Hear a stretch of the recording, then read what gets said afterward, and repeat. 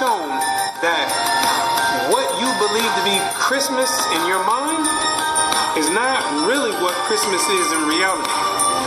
What if I prove to you that Christmas was surreptitiously subjoined to Christianity with the delusive intent to have those that follow Christianity to inadvertently worship Satan? What if it was shown to you that you've been systematically induced into partaking yearly in this satanic ritual called Christmas, and that you are responsible for empowering demon forces, and you don't even know it? Sounds crazy, right? I know.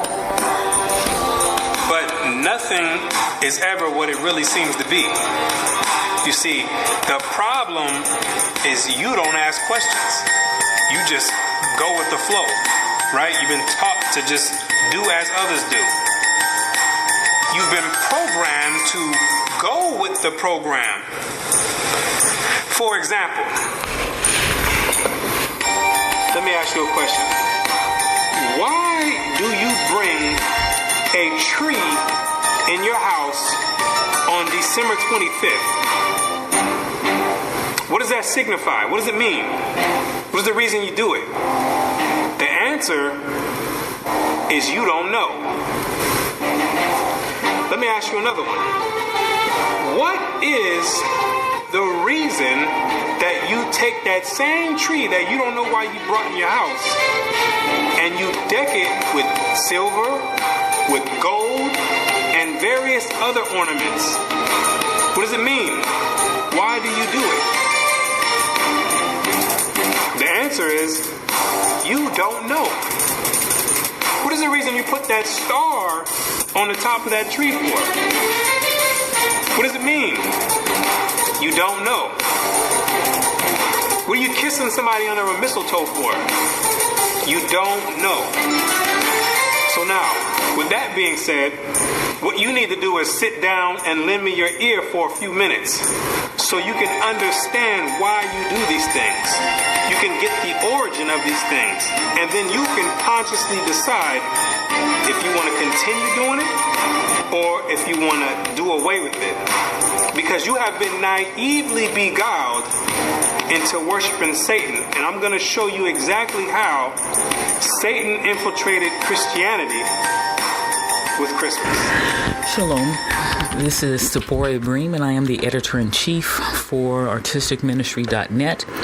And this is actually episode 44, and I'm doing a whole bunch of episodes for the podcast, This Fiery Trial. I'm doing them during this week leading up to Christmas, and anyone who is following along, the reason I'm doing this is to empower all of my empowered, targeted individuals to keep us in power, because we are entering into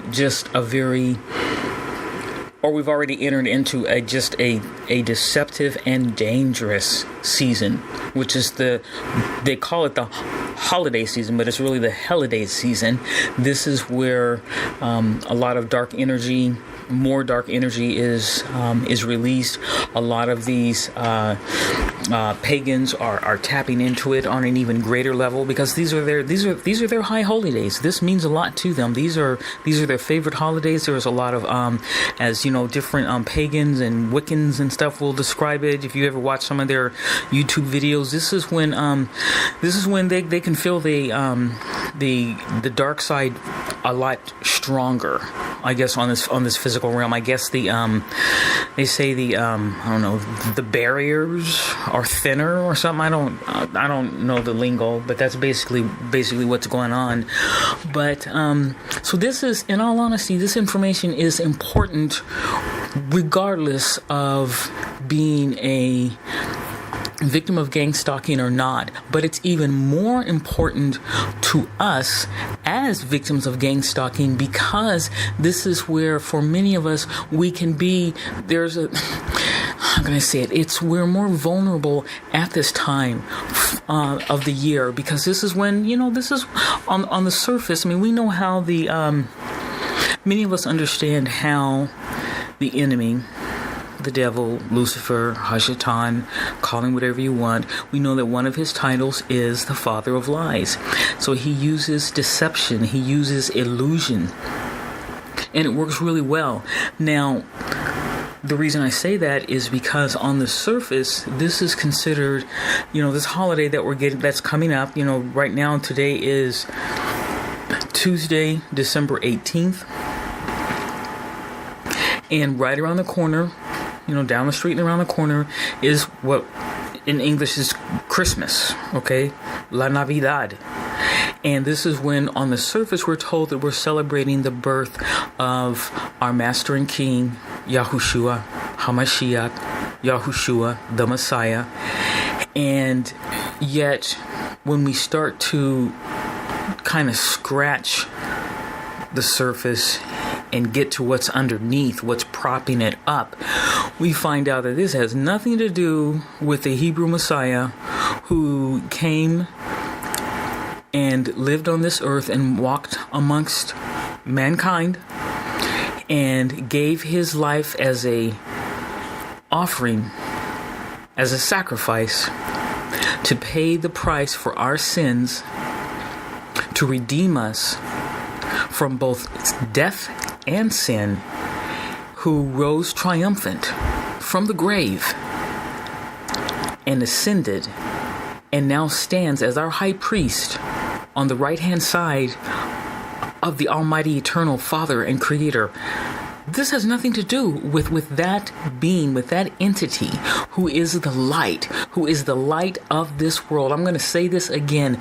He is a being of light, and his light is so brilliant and so powerful that it shines and permeates from the highest high heavens where he resides. It permeates, it glows, it beams, it penetrates down through every dimension and every realm, reaching this physical realm, and it is lighting on every single person who is alive, including these wicked hate mongers who, if they, for some of them to even hear me say that, would offend them. They are not trying to hear that at all. Yet that is the truth. That is the being. He is the light of life. He is the life of man. He is the life of mankind. And they want us to believe that he was born a few days after the winter solstice, one of the coldest, deadest periods of the world, okay, in the northern hemisphere. Okay, this is what they've tricked Christians for centuries into believing. And many of us, okay, let's just keep it real. But when you find out the truth of it, it can be very, especially if you have a love for the Messiah, then there's a sense of indignation. There's a sense of anger and bitterness that they have done this to us. Now, again, for us who are being victims of targeting, this becomes more important for us because one of the, let me see, how can I say this?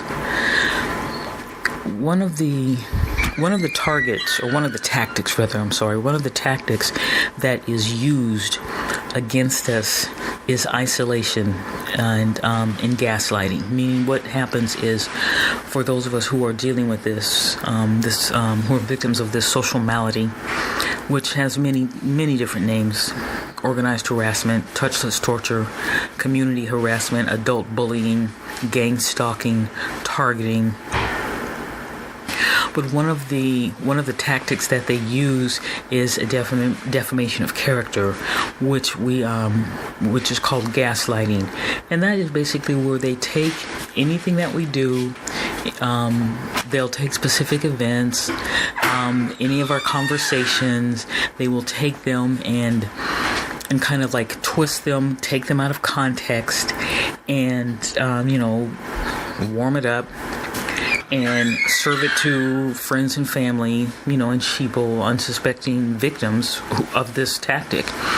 and convince them that we are crazy, that there's something, mentally, off balance, emotionally askew. They will go so far as to lie and say that we are, depending on who we are, they keep it within a certain context because it can't be too unbelievable, because then they might be suspect for even having the words come out of their mouth. But, they'll present, someone as being, a drug dealer, that they're being, investigated by the DEA, or that they are, that they are a fake, that they are,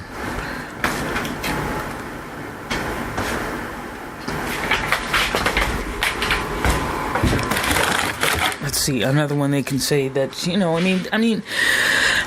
I'm trying to come up with examples, but the most common is that we have mental health issues, that we're crazy. And they'll present it in such a way to family and friends that they, can start to believe it, And so what that does is it sets us up to be turned away, to be turned out, where family, friends will feel uncomfortable in our presence. They won't want us coming around. Especially if somebody's been saying, that we kind of got sticky fingers and we steal, or can't leave anything unless it's nailed down. But then again, they might take that and the nails too. Saying things like that. So maybe sometimes they'll even say, you can't be coming around here anymore because ever since you've been coming around, this has been happening, and I heard about you, but I just didn't want to believe it. But now I know.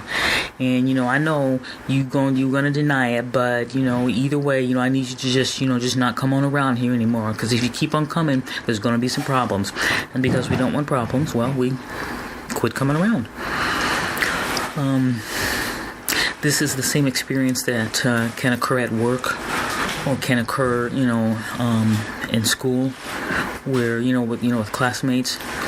And, we're all of a sudden, if anyone can remember that feeling of being, when you're young and, getting ready to pick teams for kickball. And, everybody is, all the kids are standing there and everybody wants to be picked on somebody's team. But then there's that one that nobody wants to have on their side. And when you do get picked, it's generally because the teacher or the playground monitor says, you guys, come on now, let everybody play, let's be nice, make nice. Joey, you can, you're on so-and-so's team. And so-and-so's like, dang, well, we gotta have him on the team. Boy, we ain't gonna win now. Come on, you're on the team. Just stand in the back, don't do nothing. Okay, nobody wants that, where you picked on the team just as like a compensation or something, just so you don't feel left out. But that feeling of rejection, that feeling of isolation, for social creatures, which is what humans are. We are social creatures. We are social beings. That's hard. And then when you add to it, the reinforcement from the media. Look at what the internet has really, in all honesty, as we know the media, as we know the internet now, it's only been around for what? I'm gonna say maybe like 5 to 10 years, as it is now. We were not dealing with the internet in the 80s or in the early 90s. But now there's this phenomenon where it's called literally, it's the social media, the social platforms, the social network.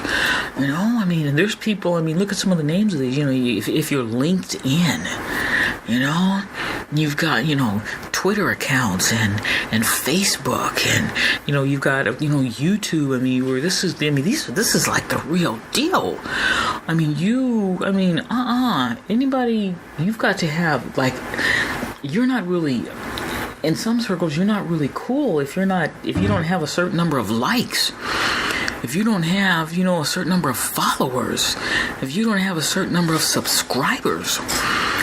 That's like, not for my generation, but, these young ones growing up now, I mean, oh my gosh. I mean, you know how devastating that would be to admit that you only have like, if you're like of that generation and really of that mindset where social media is like really, really pushed and just promoted, then, I mean, hey, I mean, it's hard.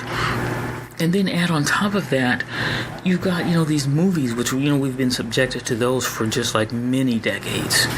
And there's always, that genre of those Christmas movies where, there's always, the family and the long table with the white tablecloth and the great table settings and the big, well, depending on who you are, you have a Christmas ham, sometimes you have a Christmas goose or a Christmas turkey, and, just everybody's there, and you've got the huge tree, and I mean, there's like certain movies that only come out during the Christmas time, okay? From, gosh, I can remember, this is going back a ways, okay? But I can remember movies like, Yours, Mine, and Ours. Okay, so I'm going to date myself. But if you know that movie, if you're watching this and you know that movie, give a thumbs up and go, yeah, and then say who's in it. I remember who's in it because it was one of them that I just love that movie. But what was another one? I think it's called It's a Wonderful Life is one.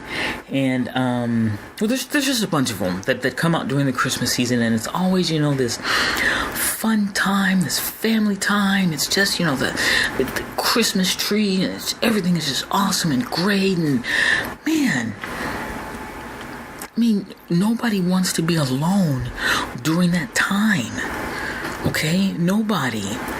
And so here we are as victims of gang-stalking, where one of the tactics, and this is one of the reasons why it's used, is because we're social creatures. One of the reasons why it's used is because most people need that type of a support system. I mean, isn't it one thing, you don't have any connection with your younger brother, I don't care how old you are. Okay, let's say you're a victim of these gang stalking programs and you're in your 20s. You can have an older brother or a younger brother or your mom or your great aunt or your whoever. You never see them, never talk to them, never even give them the time of day. But the minute they cut you off, the minute you get a phone call and they say, yeah, I know what you did. They came over to the house looking for you. And they done told me you done did this. They told me they looking for you, that you were under investigation. Nigga, you can't come up in here no more. I need you to not call me. I'm serious, because if you call me again, I'm calling the law. And they hang up the phone. Now, that will devastate you and knock you off your saw. That's it. It's over. Now, all of a sudden, this person who you never even had anything to do with, never really gave them much thought, but now since they've cut you off, now it's on your mind. Now it's a problem. So imagine if you have that support system snatched out from under you in almost every facet of your life. You have a job, you go to work, but you don't really get along with people. They're all eyeballing you, looking at you weird, messing with your timesheet, messing with your paycheck, setting you up, putting things in your cubicle, taking things from your cubicle. Okay, you don't dare, use the coffee machine. You looking, or do you really want to drink the water from the water cooler? Maybe you don't want to do that. They don't invite you to lunch with them.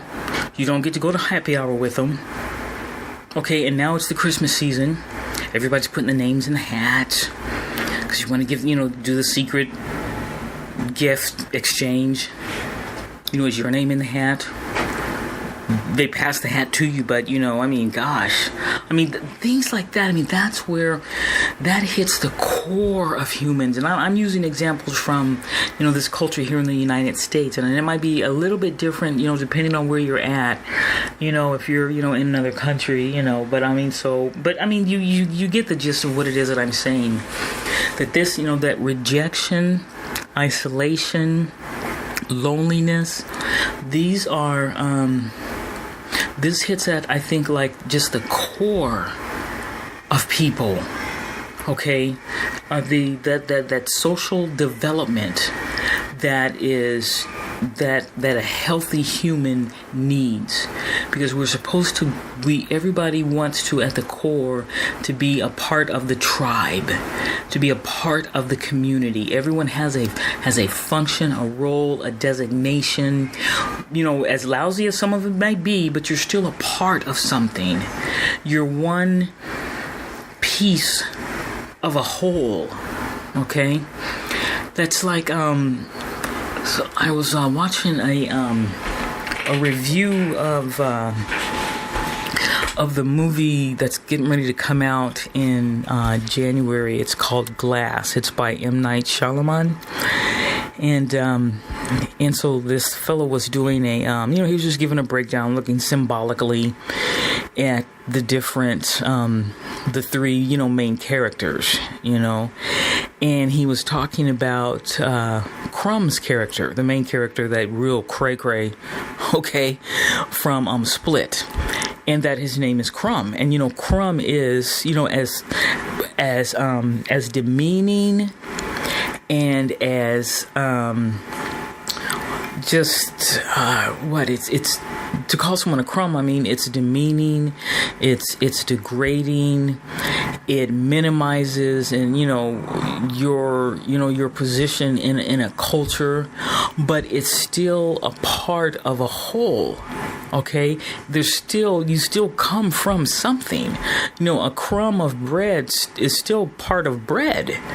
It's just, a very small part, and it's not connected to the slice of bread, but it's still bread. It still comes from bread, A cookie crumb is still part of the cookie. It comes from something, okay? So there's still a connection there. So, I mean, if you can understand what it is that I'm saying. And so just think of these sick and twisted minds who came up with these tactics, these protocols to use against us, and to realize that one effective way to really just, get the knife in and twist it would be to cut them off from all of society, or they're part of society.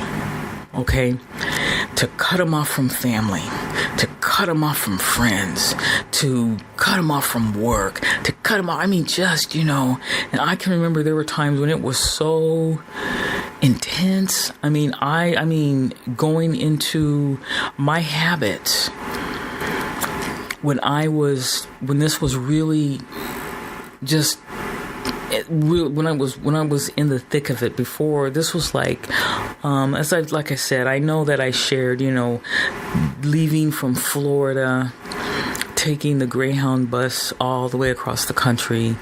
And by the time I got here, I was just worn, just frazzled, okay, behind what, I had experienced. And then over the months and the years, 1 or 2 years, still dealing with this.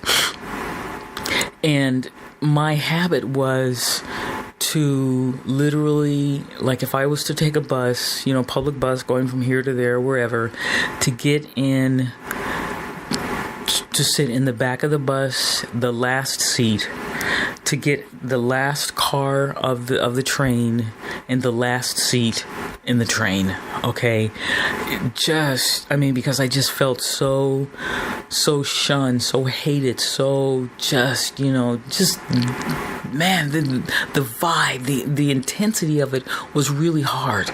Okay, but it was doable because of just, I look back and I understand how, as hard as it was, I had like some thick skin because just my background, my childhood growing up. And I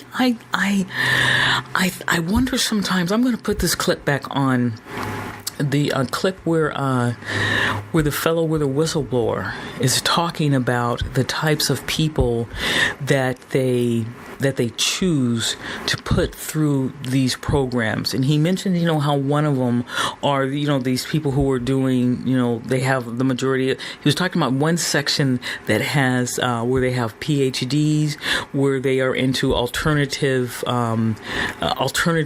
energies, where they're doing research in an area where they could possibly stumble upon like some of these energy beam weapons, or understand, how they make them, and, be able to determine how to counter them and such. So they don't want them finding out the information. So they isolate them, they target them, they herd them into another section of the program. Okay, so that's one group.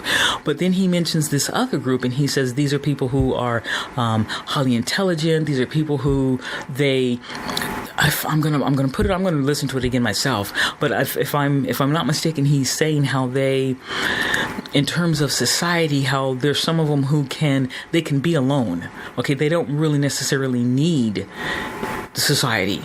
And now, see, that was part of that was I've got that. I'm guilty as charged.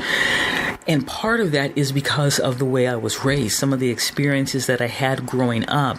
So by the time I'm sitting up here in, my mid 20s to late 20s, and they're putting me through this, I could handle some of it. A lot of it I could handle. Some of it I could not, and it was really hard. But some of it I could.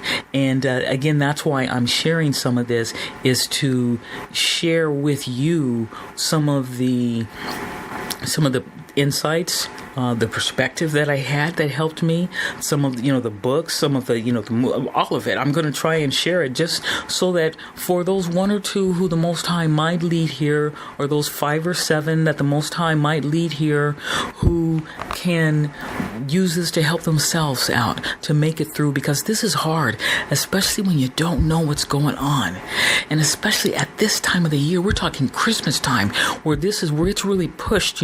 This is family. The movies that are out. You want to be with family at this time of year. Everyone's gonna put the little stocking on the Christmas tree at the chimney, and then they're gonna put the Christmas tree up, and they're gonna have gifts underneath the Christmas tree, and just all of that. And everybody's gonna get together, and you get together to decorate the tree. You get together to sometimes even just making the handmade, homemade wrapping paper. Some Americans, okay, again, this is just for the United States, okay, some of y'all come from some cultures where y'all ain't playing around. This permeates some parts of the American culture, going back, as I shared in the audio clips from that last episode, going back to the 1600s. Where y'all tore it up, okay? But, then, of course, the masks came off. They had to, or they put the masks on to hide that it was Saturnalia. Okay, now what this was really about was just like rape and murder and just lewd debauchery. So you had to cover it up, But then, it became like a family thing. It's like a family affair, and everybody's happy, and we love everybody. And that works now. And so now here we are, where we're feeling, vulnerable. We're social creatures too. And we have been culturated, into this society too. So we know that this is, a time when people are together. Isn't it just so great to be in love during Christmas time, during this holiday season, and you just all of that. And yet we're not a part of that. And what can happen is we lower our guard. Okay? We lower our guard.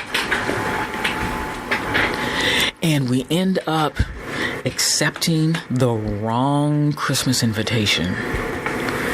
We would have been better off if we had not gone out to that after party celebration at the bar, because we knew a couple of the people, they were the ones who were always eyeballing us whenever we came into the cafeteria. Whenever we walked into the break room. They were the ones who were, looking at us sideways.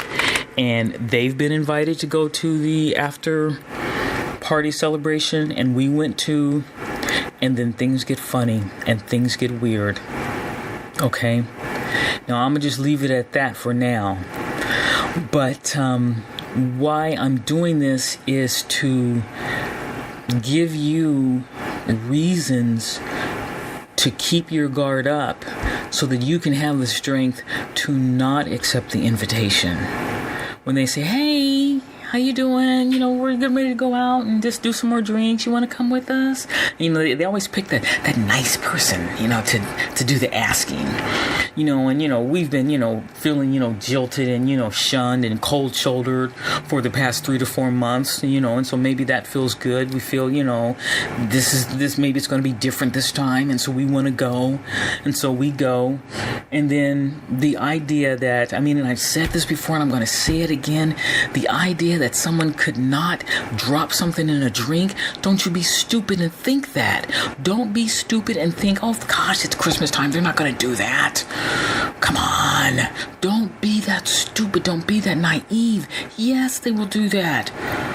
Okay? Come on, man. And again, I'm coming from personal experience. And for those of you who are thinking, gosh, you know, what kind of life have you led? Who are you? You know, who even thinks like that? I think like that. I think like that because I've had some experiences where people have literally handed me joints. And I know I shared this, okay?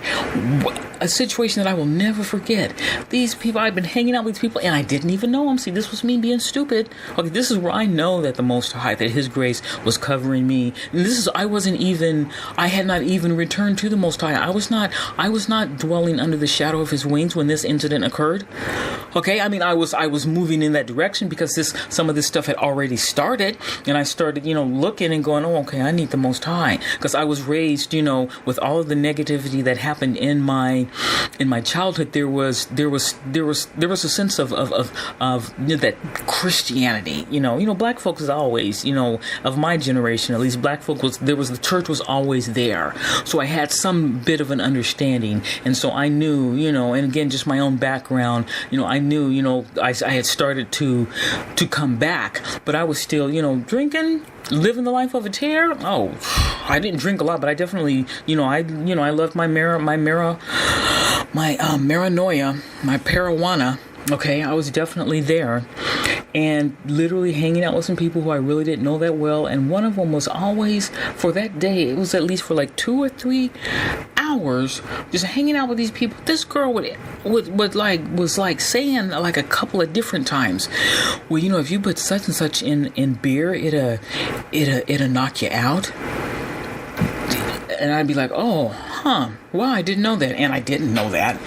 And then, you know, maybe 15, 20, 30 minutes would pass by. We'd be talking about something and she would say it again. Do you know one of the quickest ways you can get somebody you can knock somebody out? Just put such and such in the beer. I was like, okay, Lo and behold, what? A couple of hours later, somebody hands me a beer. I mean, that's how easy this stuff is for these children of disobedience. So don't think that they won't do that because it's Christmas time, that they're not going to do that. I just shared a clip, okay, where this brother was saying this is Satanism. And we know that Satan has no love for the children of the Most High. He doesn't even love the people that are following him. He don't love them either. And that's something that they will, unfortunately, they're going to find out at the bitter end. That's why it's called bitter. Okay? But they'll find that out. They don't get it now, but he don't love them either. But he definitely does not love us. And he has a hatred for us. And he has a contempt for us. And he will do anything. Look, what is it that Peter said? He walks around as a roaring lion, seeking whom he may devour. Devour. Think of that word, devour. So you think he's not going to do this at Christmas time? Oh, I better not do nothing to him now. It's Christmas. You may think that until you realize that Christmas was invented by the people who were following him. It was invented by Darth Maul and Darth Vader, the Emperor. These are the people that came up with Christmas. Okay, which is what again, I'm like I said, I'm going to be doing these videos. I'm going to do about 3 or 4 or 5 videos. I'm going to keep doing. Maybe I might even do 12. Okay, so that you as a TI, so that you can understand why we are empowered. The righteous TI is empowered. We have the power of information. We have the power of the truth. We have the power of wisdom. We have the power of the light of our Master and King, Yahushua HaMashiach. Let me read this scripture to you one more time. I read it to you yesterday. That's because I did the video yesterday. But I'm going to read it to you again. And that is, pull out your sword, please. Turn to the New Testament, to the book of John, chapter 8. And the verse is number 12. Then spake Yahushua again unto them, saying, I am the light of the world. He that followeth me shall not walk in darkness, but shall have the light of life. Okay, there's life in us. There's life in you. That's why these people hate you, because they're dead.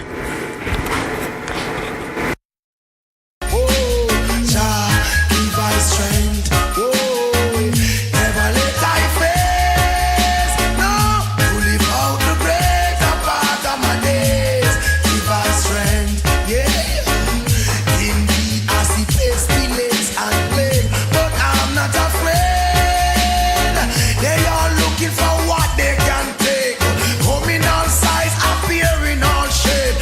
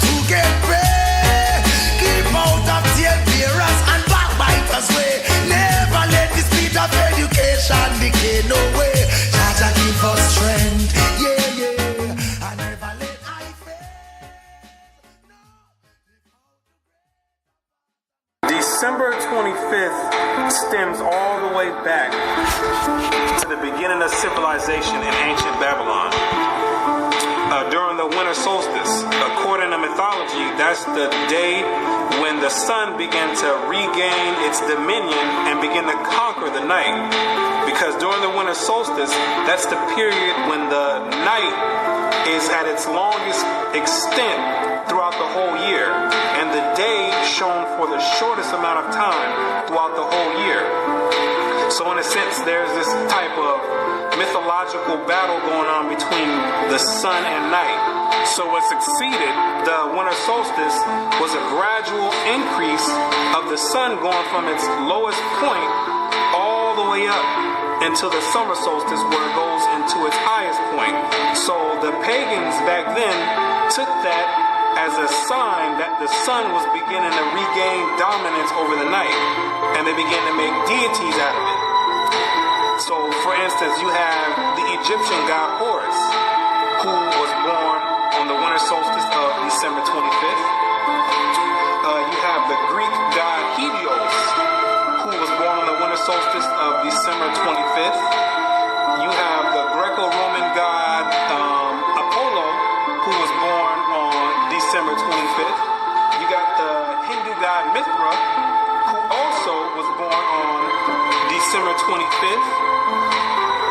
And you got the demon of all demons, the deity named after Nimrod, Baal, who after Nimrod's death, he was deified by his mother Semiramis and turned and claimed that he became the sun god. He also was born on December 25th. The scholars know, and all the elite know, that December 25th has always been used as a pagan day to conjure up spirits and demons. It's always been used that way. So now what they did was take the Bible and infiltrate it and then put the name Christ over it and got the whole world conjuring up spirits and empowering demons on December 25th. Okay, there it is right there. Why this day is so important, the 25th of December. And he said it there at the very end, which is what I think we should take to heart, we empowered individuals, which is what I'm trying to drive home to you. And that is this. We know that spiritual satanic attacks is a tactic, is a component of the gang-stalking program. Many of us are victims of it. If you do not want to open up the door, giving these witches, these warlocks, these perpetrators, these targeteers, these stalkers, call them what you want. If you do not want to open up the door and give them the quote-unquote legal right to violate you, to attack you, to successfully curse you during this time period, this holiday season, then you need to not celebrate this holiday. Okay? I'm trying to make that as clear as I possibly can. When you are putting those pagan symbols in your home, when you are eating that food, many of those items that are considered to be traditional Christmas dishes, there are priests who actually do incantations over them before they are put out into the distribution centers and then shipped across the country to whichever, wholesale retailer, whatever. This is a time for them to make money, but it's also a time for them to do curses and spells and to do sacrifices to their deities. And what I said in the last video holds true. Whichever deity they are calling on, it all boils down to the devil, to Satan, to Lucifer. Okay? That is who is the ultimate source of their power. And this is one of the strongest, highest holy days for them. So if you are, again, let me just use that example. I used it in the last episode for this podcast and in the previous one. If you're on their playground playing with their toys eating their refreshments, they can do whatever you want. They can do whatever they want to you, and you can't do anything about it. The response would be if you went to the playground monitor and said, "He just pushed me off the swing." They might say to you, "Well, don't play in his swing. If you don't want him pushing you off the swing and it's his swing, don't play on his swing set. If you don't want them to kick sand in your face, don't go in their sandbox." Okay? If you don't want these stalkers and these witches and these perpetrators physically manifesting a spiritual curse on you, don't give them reason to. Don't open the door. When you do that, when you use these holidays, when you participate in them, technically what you're doing, you are coming into agreement. You are agreeing with them. And that was something that I didn't know about that. I didn't understand that part of all this. I got pretty quickly, that some of what I was experiencing, what I was dealing with was witchcraft. I got that. And like I shared, in a few of these episodes, I made the mistake of which a lot of us do. We try to fight fire with fire. Someone says, "Oh, you need to go to Madame Cleo, and she can help you out." And so we go to Madame Cleo, and Madame Cleo and whoever our little perpetrator is working with, they could be one and the same person. They could be friends. They could be quote unquote co-workers, because technically they are. They're all working under, in the darkness. They're all using that same belief system. So technically they are co-workers. Okay. But then there was a time when I did that, and then the attacks got even worse. And I didn't understand it, but now I get it. What I had done was I had gone into their playground. I used their toys. Hey. And I didn't understand that, but what that is that's coming into agreement. And basically the way as it's been explained to me. Now I'm going to use the vocabulary that was used when I learned how this works. Okay?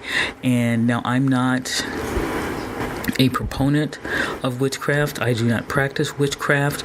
I do not encourage anyone else to practice witchcraft. So if you're listening to this, please do not think that because I'm talking about this, that therefore that somehow means that I'm a supporter of that or that I'm involved in it. In that respect, I'm not. I'm just, in terms of, and I've shared the scripture many times, this is me not being ignorant of the devices of the enemy. Okay? You have to understand what it is that they're doing if you want to at least gain some type of understanding, because with knowledge comes power.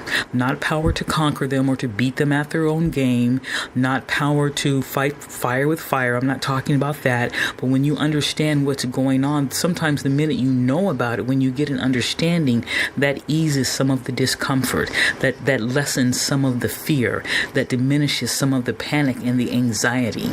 Okay? So just understand that. I know that in that the episode that I did, Satanic Confessions, I played several audio clips from a witch named Harlot, who had done a phone interview with Art Bell on an old recording for Coast to Coast, and I also shared some clips from a former witch, a warlock or Satanist named John Ramirez. I know that from all that I've learned about him just through videos on YouTube, he has embraced the Most High. He is a minister. I think he's actually an evangelist. He does a lot of talk shows, goes on a lot of television shows, radio shows, does a lot of outreach in trying to get people out of these satanic cults, and is really my understanding is he's very influential and very powerful in those circles. But please do not think that because I played audio clips by him where he talked about just some of the things that he used to do to Christians when he was a practicing witch, or because I shared those interviews with that witch harlot, that somehow that means that I'm promoting that or that I'm supporting that. No, I was sharing those to give you an idea as to what is out there, and that it is heightened during this time of the year. That mindset that woman harlot has is the same mindset, and maybe less, maybe even more amplified, of many of our perpetrators, many of our stalkers. This is the attitude and the mindset that they have. The same thing that the attitude that she was portraying in those audio clips is the same attitude of the people that are stalking us. Okay?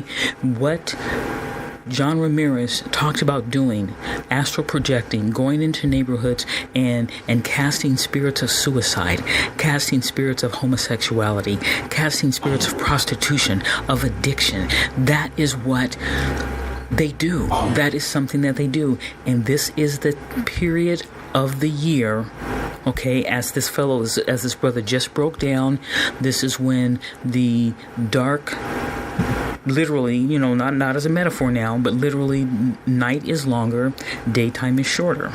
This is when, for those who were involved in these practices, this is when I guess the power is stronger.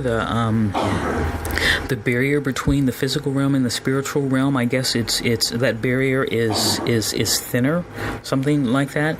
But this is when they are doing. Well, these are their holidays. These are the days when they do a lot of those rituals, which is what he's saying. So logic would tell you that if we are dealing with satanic attacks, then that would mean that these people who are stalking us, they're going to do more satanic attacks during this time period. So we need to be even more vigilant. We need to be even more on guard. Okay, that's pretty much what it boils down to. And one of the ways that we can be more on guard is to not do anything that would give them the quote-unquote spiritual legal right to attack us. Okay, that's pretty much what it is. And one of the ways that we come into agreement is by using the same symbols that they use. They put up a symbol of a Christmas tree in their home. We have a symbol of a Christmas tree in our home. Now that's a problem. Can you see that? Can you understand that? They have Christmas bulbs on their trees that were originally during the Babylonian time period were actually human skulls. We've got bulbs on our Christmas tree that were also originally human skulls. Can you see how that's a problem? Can you see how that evens out the playing field for one of these satanic stalkers? How they can justify that? Am I making sense here? I'm hoping that I'm making this as clear as possible to explain why you would not want to have a Christmas tree and have Christmas bulbs in your house. What is it? The episode yesterday where I played the clips where the fellows were explaining about the mistletoe, that is from the Celtic practices, the Wiccans. They believe that mistletoe is they use it in casting spells to bring women to sexually exploit women. They believe that it lowers their guard, that it's easier for them to take advantage of them. And there you have it. There it is. Now, for those of us who have been spiritually attacked at night, where we felt that we have been sexually violated, when we felt that we have been spiritually raped, where we know that when people speak of an incubus, when people speak of a succubus, we know that it's real. We know that it's true because we have literally felt that sensation of being molested, felt the sensation literally of something literally climbing into our bed, crawling on top of us.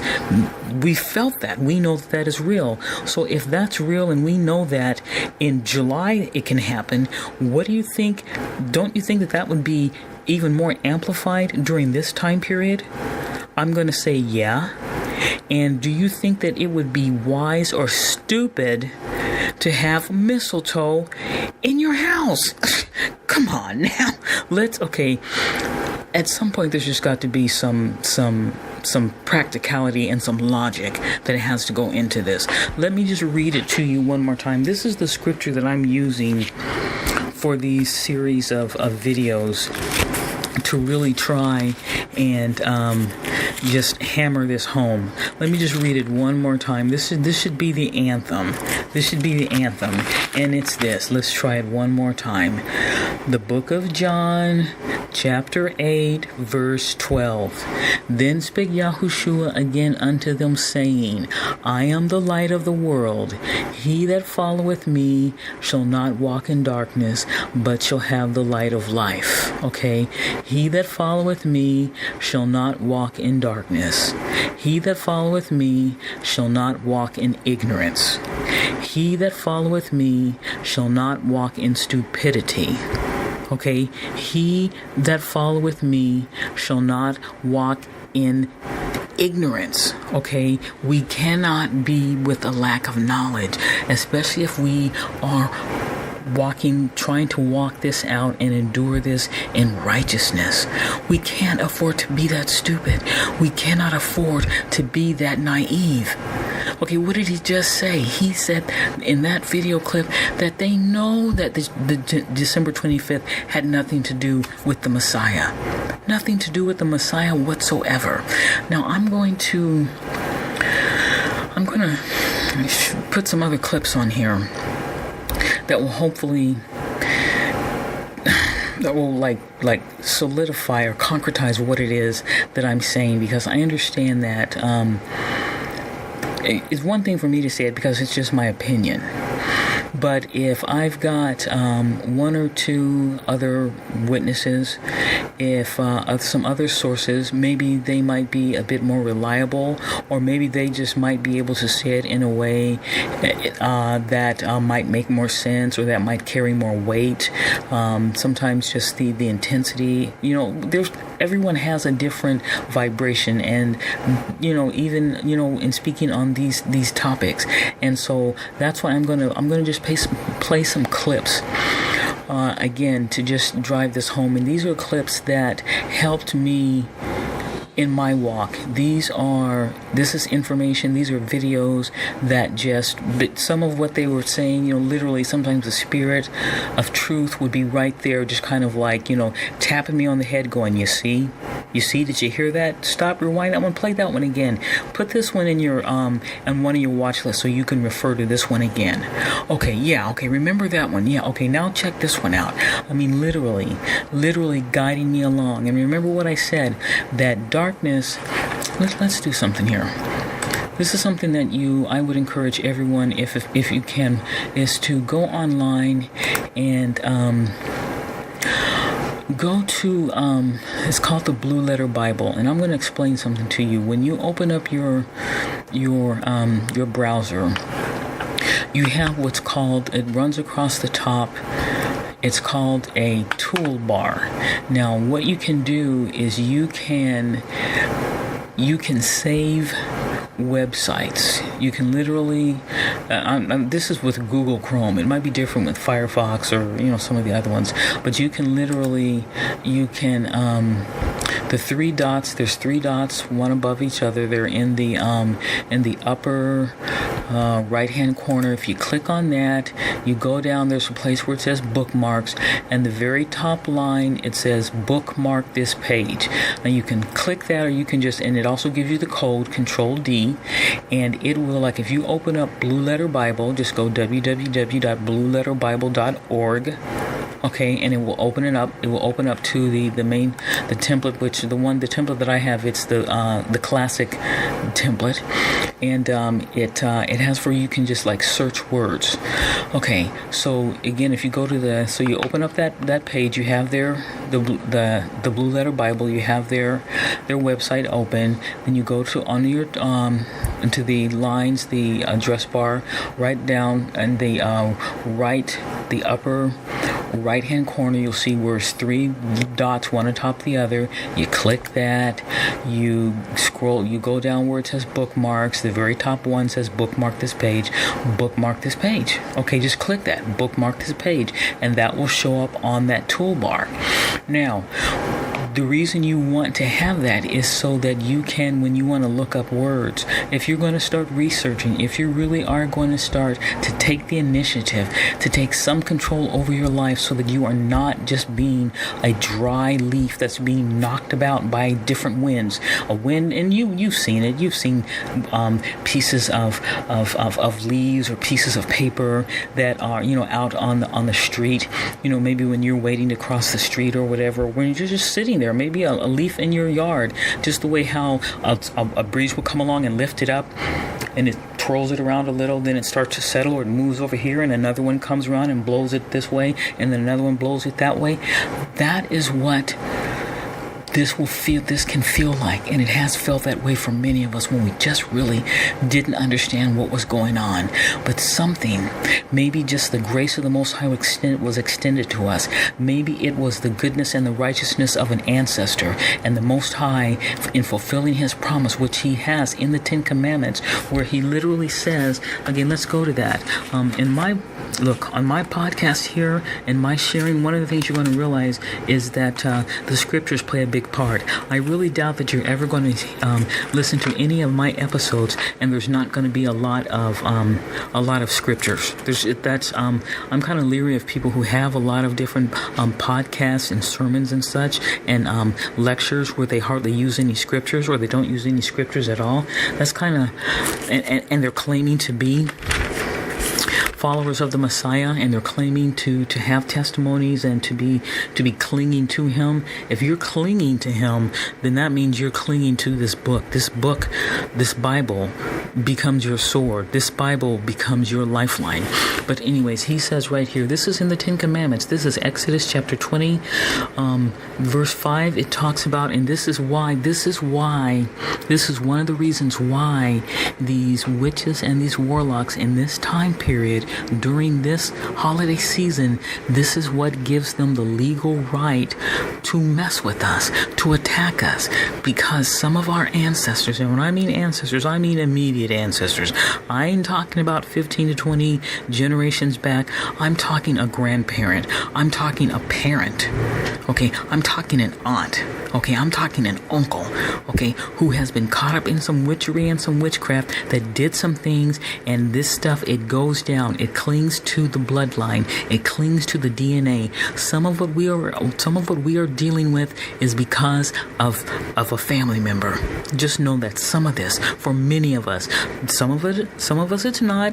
We just happened to date the wrong person. We married the wrong person. We divorced the wrong person. We broke up with the wrong person. We got hired at the job, and it was going to be whoever got hired, and it just happened to be us. Some of us are in that category. Okay, but then again, some of us are not. Some of us, we are dealing with this because this is an ancestral curse, and some of it could be a little bit of both. Okay, some of this is ancestral, but one of the reasons why the people and the workplace are able to do this is because there were already traps set in place. Okay, there were windows and doors in our lives already opened, and that's why it was easy for them to do what it is that they're doing. Okay, but Exodus chapter 20, starting at verse 5. Thou shalt not bow down thyself to them nor serve them, for I, Yahweh thy Elohim, am a jealous Elohim, visiting the iniquity of the fathers upon the children unto the 3rd and 4th generation of them that hate me. So these witches, these warlocks, okay, who are sitting up here luring unsuspecting people to go to Madame Cleo, to go to Madame Patsy, to go to the Hoochie Coochie Man, down back, down in the holler, okay, and bring in a couple of, 6-packs, and bring in some cat paws and doing all that nonsense, okay. They know, these individuals, they have a hatred for the Most High. Remember what John Ramirez said, and I should probably put that clip on as soon as I'm finished talking. He said that he would astral project into these neighborhoods, and that he would put out a spirit of homosexuality, a spirit of prostitution. He would put a spirit of suicide over here, a spirit of addiction over there. He said he'd come out of those clubs drunk and just stand in the middle of the street and just start cursing. And he used the phrase God, just start cursing the Almighty and saying to him, "You want a piece of me? Come on down here, man, and I'll spit in your face." I mean, now since the people walking by, they might think, "Oh, that guy's so drunk. Oh my gosh, I just can't believe that. Why do people even do that? Don't they just know how to be responsible when they go out to a club?" Okay, there's people who think of it like that because what he's saying just seems crazy and out there. But when you clue in to this other world, okay, quote unquote world, you realize that what some of these people doing that seems crazy, that most people walking by maybe kind of glance at and keep going, there is something serious going on there. And that is a classic example where you have a guy standing outside in the middle of a street in front of a dance club at maybe 12:30 midnight, 1 o'clock in the morning, 2 o'clock in the morning, cussing and looking up at the sky and challenging the Most High, and "Come on down here and I'll spit in your face. I don't care. What? You got something? I got something for you too." Okay, one or two of us would get it, would clue in what this guy is doing. Okay, now I would, but back in the day I wouldn't have clued in. But this is what he says. He says that he will visit their iniquity upon the father. What does he say? Visiting the iniquity of the fathers upon the children unto the 3rd and 4th generation of them that hate me. Okay, so that's and he's saying that and he means it, okay, which is why they lure the unsuspecting, dim-witted Christian. That could be any of our grandparents. That could be any of our great-great-grandparents. That could be any of our great-great-great-great-great-grandparents who got lured into that, who got sucked into that, and went up and sat at one of those altars and brought in the cat's paw and brought in the bottle of rum and laid the money down because they wanted a promotion at work, because they wanted the love of their life, because they wanted to pay somebody back, or, for whatever reason, or maybe they joined a sorority, they joined a fraternity, they had an opportunity to get an advancement at the job, but they needed to join this whatever, and they did it. Okay, and they sacrificed a grandchild, a great-grandchild, who they figured, well, I ain't never going to see him anyways, what the heck, okay? That's a sign of hatred and contempt, and he said that he would visit that crime on them. So that is why some of us are dealing with this. But on the other side, look at verse 6. "And showing mercy unto thousands of them that love me and keep my commandments." Now you think about that. Some of us, you think about why it is that you are struggling and working to deal with this in righteousness, that the thought of even dealing with this with righteousness even popped into your mind. That should tell you something right there. Because think of all the thousands who do not. Think of the thousands who are in these programs being stalked, being targeted, having their houses invaded, being victims of workplace mobbing, where co-workers are messing with them, where the whoever down in human resources is purposefully messing with their file. The guy in accounting is messing with their paycheck, and this is happening over here, and the neighbors doing this, and the television, whenever they turn it on, the commercials are in sync with what they're thinking about. This guy who walked by him at on the street corner, what he was saying coming out of his mouth was the same conversation. I mean, just do you know how crazy making that is? And how you have people who just nut up and decide, I can't do this anymore. And they're drinking at 9 a.m. in the morning. Okay? And then they went, come on, man. But then you sat down and said, no, this is this is, no, this, I ain't going out like that. No, I know something's going on. Okay, because you get it. You figured out 6 months ago my neighbors were not having any type of argument, but now all of a sudden, for the last 3 nights in a row, last month, and now it's increasing. They're all of a sudden arguing and slamming doors and giving me hate stares. And then the guy that lives down beneath me is all of a sudden, every time I go out my door, he goes out the door and he keeps whistling. And you figure out this is not a coincidence. That you even figure it out. That you even have the focus and the wherewithal to figure it out. That speaks that the Most High has given you something. Okay? Why you? Could it be because you also had an ancestor who loved him, who kept his commandments, who did think about their posterity, and who maybe literally on bended knee said, Heavenly Father, please bless my baby girl. Don't let her live the life that I lived. Please watch over her. Please watch over her. Watch over her children too. In sincerity, he hears prayers. Somebody prayed. Somebody was righteous. We had an ancestor. Many of us, we had an ancestor whose goodness also clung to the bloodline, and it landed in our veins. And when we started being subjected to this craziness, that kicked it in, and we said, oh no, I don't think so. I am not going out like that. We started to take a look at some of these cray-crays, and we realized these niggas is, they are not going to get me. I am not going to give them the satisfaction. Why do you think I'm sitting up here usually I do one podcast episode a week, and now I'm on my 3rd one. Why? Because I have a gratitude in my heart, because I had an ancestor that the Most High heard, that the Most High blessed, that the Most High made sure that goodness, that righteousness, that it stayed in the bloodline, and that he got this person to marry this person, and this person to give birth to this person, and lo and behold, I came out, and that goodness came down and is in my veins. And when these people started messing with me, started stalking me, started tormenting me and violating me through that boyfriend that I had, I broke up with him. I come to the United States. I come back to the United States. I'm in the Salvation Army shelter. I'm dealing with this craziness. I get the bus pass. I start going across the country. Lo and behold, these cray-crays start following me across the country. They put me through some craziness. I sat up here and literally, and I've shared this in these videos. Check out my videos, my experience as a TI. Literally seeing a woman who literally was carrying some type of a vibration, an entity, a spirit, a demon, call it what you want. But that woman looked at me, and the spirit told me she's going to put that on you. And that was what was supposed to happen. It didn't happen. That woman looked at me, and I looked at her. She looked at me. I looked at her. She walked right down that aisle, walked up to that white woman and said, "Oh, that's such a pretty baby. Oh, that's such a pretty baby. Can I hold that baby?" Held that baby and put it on that baby. That baby started, wah, wah.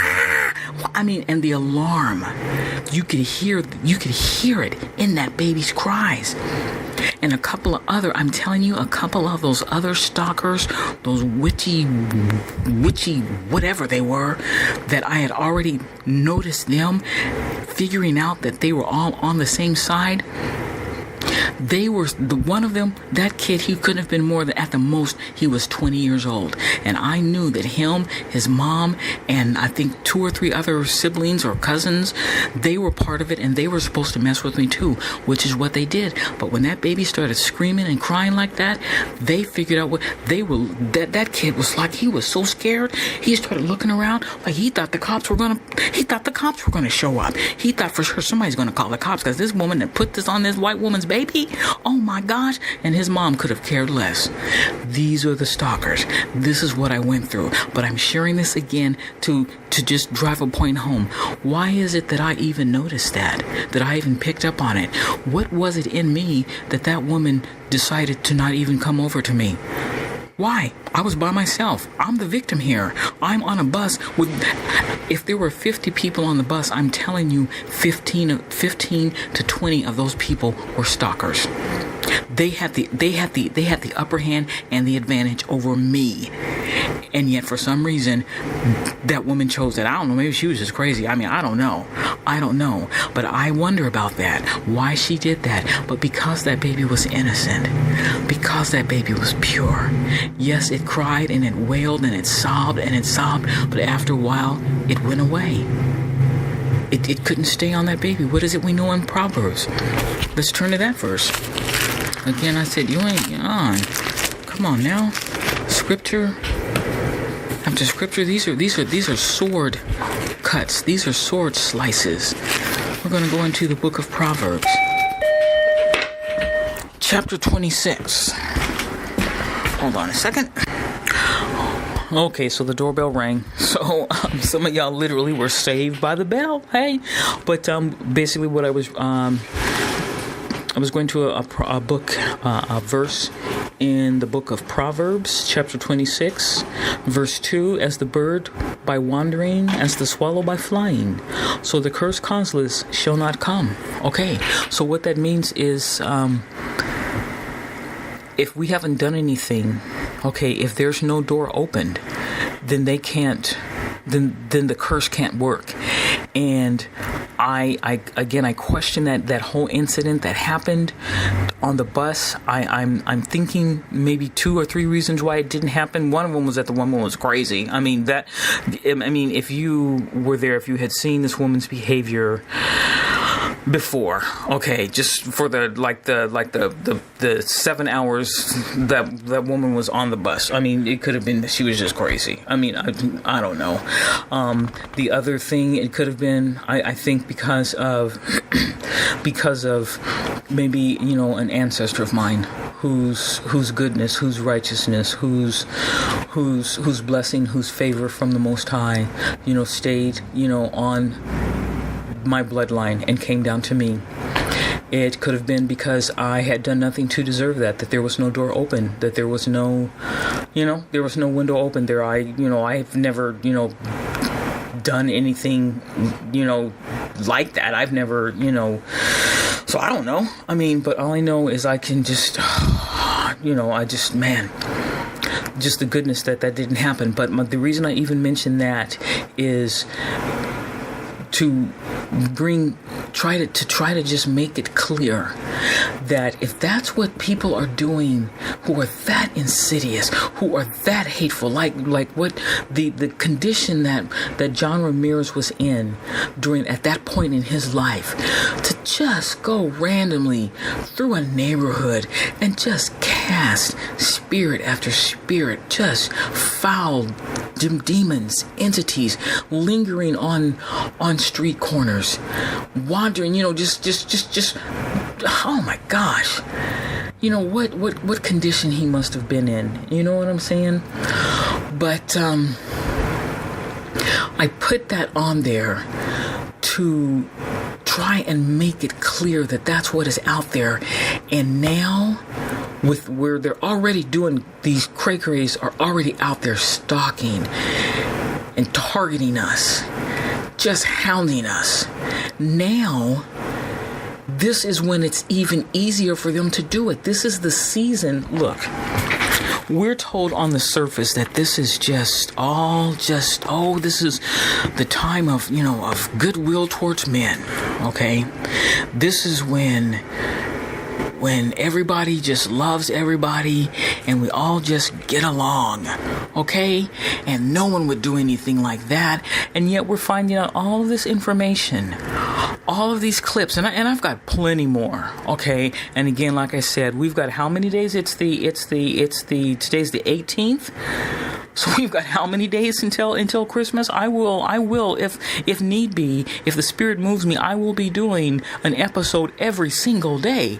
And I don't care if there's only 3 people who watch it. I don't care if there's only 2 people who watch it. If there's 12 people who watch it. If those 12 people, okay, are able to at least 1 or 2 clips, audio clips, 1 or 2 verses, 1 or 2 sentences that I say, if they get in there and make you stop and think about getting a Christmas tree and putting it up and putting the bulbs up there and putting that star of Rimfram on the top, okay, of the tree, and going to some Christmas service, walking up in one of those little these supposed these Christian churches, which we're finding out more and more that the majority of them are not, okay, that they have been infiltrated by the enemy, by his minions. Okay, maybe if it gets you to stop and not do that, then so be it. Then that's good. That's good. If it's only 12 people that watch that watch one of these videos or listens to one of these podcasts, then so be it. If of that 12, if I'm able to drop one seed of inspiration, of information on fertile soil, that it may sprout and grow into a testimony, or that it can strengthen a testimony that's already there, that it can solidify the conviction of a righteous, targeted individual, that they will start to see that they are an empowered individual and that they can keep their guard up. And when one of these little mischief makers comes along wearing one of those masks and tries to get them to come into agreement with something, and they're able to say, "Oh no, I'm sorry, I'm not part of that. I don't do that anymore. That's not my belief system. But thanks anyways." You know, because we still have to be peaceful. We still have to, get along with these people. That we can get along with people and still keep a guard up. But if that happens, then good. Then good. But please do not think that this is not happening, that this is not real. Look, let me just read one verse to you. Let's check out 1 Corinthians chapter 2. Let's look at verse let's go 1 Corinthians. Oh, let's go 2 Corinthians. Let me try this one. I think that one might, make it a little bit more clear. 2 Corinthians, what's that? It's in chapter 11. Yeah, 2 Corinthians chapter 11, verse 14. Okay. Now let's start at verse 13. For such are false apostles, deceitful workers, transforming themselves into the apostles of the Messiah. And no marvel, for Satan himself is transformed into an angel of light. Therefore, it is no great thing if his ministers also be transformed as the ministers of righteousness, whose end shall be according to their works. Okay, so there it is, that these people are able to do this. Okay, that remember that the passage that I read to you yesterday in the book of Jude, where there were men who were transgressors from the womb, that they were literally born and ordained for that purpose, to enter into the body of the Messiah, okay, and to purposefully thwart the assembly, to get them to start accepting pagan holidays and pagan traditions and customs, leaving doors open, giving the enemy the legal right to destroy those churches from within. Okay, and now in these Christian churches to this day, remember, go back if you haven't had an opportunity, listen to the episode that I just did yesterday. It's called Stay Strong. Okay, stay strong. Okay, that the Christian church was the last stronghold, that here in the United States, that they did everything in their power to keep these Christmas celebrations from being allowed to happen, but they finally lost the battle. Literally, the states had to vote to make it possible for Christmas to even be celebrated. But they won. They got it. Okay? They got it. Okay, just to get you to see just how serious this really was. That this wasn't just something that people just always celebrated it, and it's always good, and what's wrong with Zipporah and why she tripping. Well, Zipporah ain't tripping. Zipporah is literally telling you the truth, that it was known that this was a pagan holiday. The debauchery, the rapes, the murders, it was known. And they tried to stop it. I mean, think about the clip that I shared in the last episode.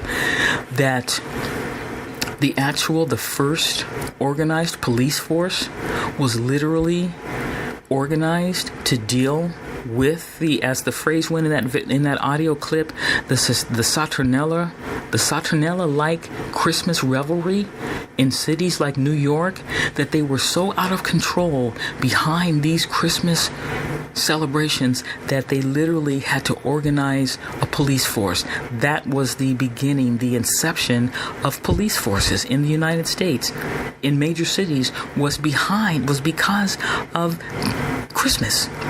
Because of what it really was, Okay, and now it's this toned down where it looks really safe, and it's got this safe Christian veneer and polish on it. And for me to be even saying this, some of you I assume are probably still not sure, that maybe I'm kind of making some of this up. So again, I'm going to keep doing these. I'm going to keep doing these episodes for the next couple of days. Okay, to just so that it makes sense to you, so that you get it, so that you think about this. And if you have any doubt, please ask one of your ministers, ask your pastors some of the information that's being shared. What day was he born on? Could he really have been born on the 25th? That's kind of like winter time. Are you sure about that? Because I just saw a video where they were saying that it was actually, because of the climate for that part of the country, that the shepherds were not really even out at night with their flocks, that it would have been too cold. Are you really sure? Or maybe, whose birthday are we really celebrating? What about them telling us, I just read watched a video where they were saying that what we really are celebrating is the birth of Mithra, or even Horus, or even Helios, or even Apollo. Is that true? Deacon Dollar? Okay. Is that true, Pastor Porkchop? Is it true? Ask them. Okay? I'm just saying.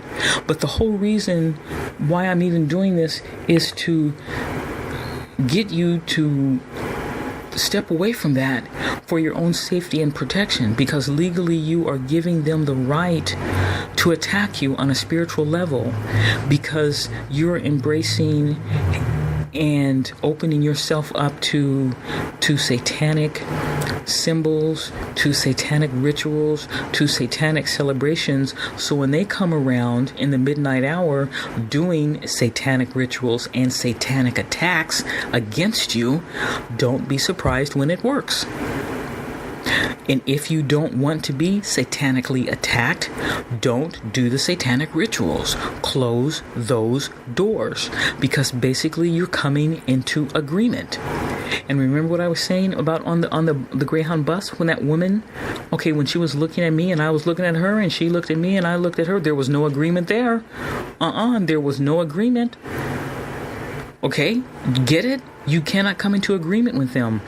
When you engage with them, when you know that if these guys and these women, if they're wanting to put something in your drink and they invite you to go drinking with them, don't be surprised when they put something in your drink. You've come into agreement with them. Do you see? If you have sex with someone who is infected with an STD, don't be surprised if you get an STD. Can you see the agreement there? I hope my examples aren't too lewd, but I hope you get it. If you get into an argument and a fist fight with someone and they punch you in the face and you have a black eye and your lip is split and you have to get stitches, you got into a fight. If you can grasp this, you made an agreement with them. You agreed to get into a fight. Okay? And what's the result of a fight? Somebody's going to get punched. Someone's going to get a bloody nose. Someone's going to get a split lip. Someone's going to need stitches. Someone's going to get knocked to the ground. Someone's going to get a bruised rib. Those are the results of that. When you get into the fight, you get into agreement. Maybe that example makes sense. Or maybe the example that I used in the episode yesterday and the one earlier. If you know that there's an area of town that is known for muggings and drive-by shootings, and you wander through there wearing, Gucci, counting your money as you're walking down the street, don't be surprised when you get mugged, okay? Because you are basically, you're coming into agreement, you're opening up the door, you're giving them the legal right, okay? Hopefully at least one of those examples will hit home. Okay, you don't want to come into agreement. You want to do everything you can so that it doesn't happen. Okay, obviously, the doorbell rang, so I've got something that I've got to deal with. But please just listen to this clip, and please, I hope you enjoy this the music that I'm going to put on the end of this. And don't worry, there's going to be some more videos because this is information that needs to be put out, and I hope that you take this seriously. Please leave comments if you have questions, if you still have some type of doubt, or leave comments, if you've got some information that I haven't put out that you know about that can help somebody who comes to the channel. Please give it a thumbs up. And with that, I say shalom. The question is not so much whether to celebrate Christmas or even how to celebrate Christmas, but to be able to make any decision knowledgeably. Whether you celebrate it or you don't celebrate it, you should know why you're doing so. You should understand what the pagan roots of Christmas are, and with that knowledge, you can discount them or ignore them if you choose to do so. It is not the purpose of this film to tell you which Christmas rituals should and should not be practiced by you and your family. This is between you and the Lord. What Christians should be most concerned about, however, are the growing pagan influences infiltrating every area of our rapidly degenerating society. Recently, we took our cameras to the Nevada desert, where we witnessed 35,000 pagans from around the country participating in a week-long celebration of sex, drugs, and hedonism. Here, everything was permissible and encouraged, except for the adoration of Jesus Christ. In nearly every ritual performed, Christianity was mercilessly mocked and despised. Each year, the numbers of participants continues to grow. Its attraction is expanding worldwide as it recruits through the internet. It is sobering to witness what could be the wave of the future unfolding before our eyes. It is not only permitted in the public schools, in the government schools, to celebrate holidays. It is encouraged and in some instances required. But with this condition, they must be pagan. They must not be Christian. And Christmas time, they are certainly encouraged to put on Christmas programs and Christmas plays. But all references to Jesus, all references to the gospel, all references to the incarnation, all references to God must be omitted. They sing about Santa Claus, they sing about Rudolph the Red-Nosed Reindeer, and God only knows what else they sing about that isn't scriptural. Since the pagan elements in Christmas are so strong, and they provide virtually the entirety of the structure and the content of the holiday, there is no Christian element in the holiday. Therefore, it becomes the ideal, politically correct, culturally diverse, multicultural holiday for everyone. In the 17th chapter of John, Jesus taught that it was appropriate for his followers to be in the world, but not of the world, meaning that we should be involved in our world so as to have a positive influence, but not become corrupted by it. The mighty Joshua, in challenging his people, said, "Now therefore fear the Lord, and serve him in sincerity and in truth, and put away the other gods which your fathers served. Choose you this day whom ye will serve, but as for me and my house, we will serve the Lord." Rather than setting aside a few days of the year to remember the Lord, Christians should live with a day-by-day, moment-by-moment dedication of their entire lives to Jesus Christ. Then, and only then, will they be able to have victory over pagan influences and to have an impact on society for God, the Creator.